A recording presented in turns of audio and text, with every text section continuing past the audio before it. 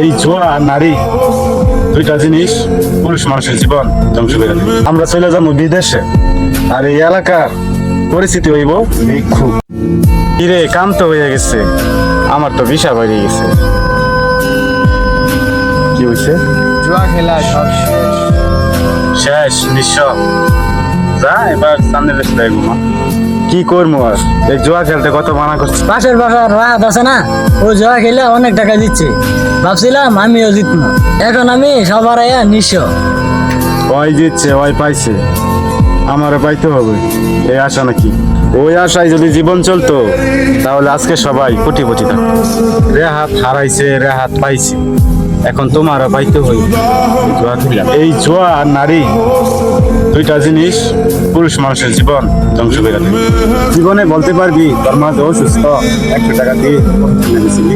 বলতে পারবি না বাবার 50 টাকা দিয়ে বলছিলি বাবা চাকরি। আর জুয়ায় হাজার হাজার টাকা হাইরা যাইয়া ধ্বংস হয়ে যাইতেছে। কিরে, আজকে তো আমি জিতছি রে।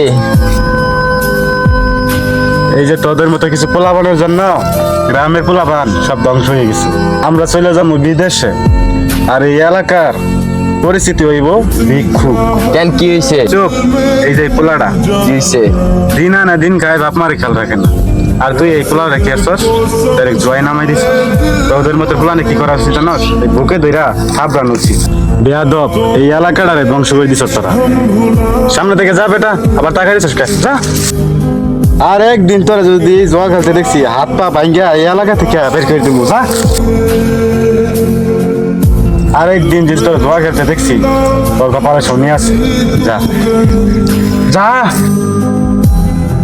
শোন, আর জুয়া টুয়া খেলিস না, ঠিক আছে? আচ্ছা, আর খেলবো।